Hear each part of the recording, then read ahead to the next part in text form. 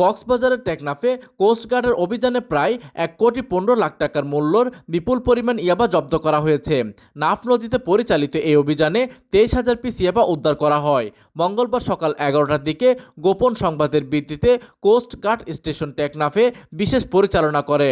অভিযান চলাকালে একটি সন্দেহজনক কাঠের ডিঙ্গি নৌকাকে থামার সংকেত দেয়া হলে নৌকায় থাকা জেলে পানিতে লাফিয়ে পাশের প্যারাবনে পালিয়ে যায়।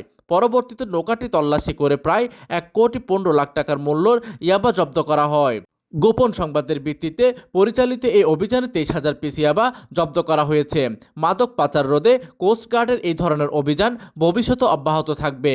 জব্দকৃত ইয়াবা ও ডিঙি নৌকার বিরুদ্ধে পরবর্তী আইনানুগ ব্যবস্থা প্রক্রিয়াধীন রয়েছে বলে জানিয়েছে কোস্টগার্ড। প্রতিনিধির তথ্য ও পাঠানো চিত্রে ডেস্ক নিউজ, দিগন্তের বার্তা 24, কক্সবাজার।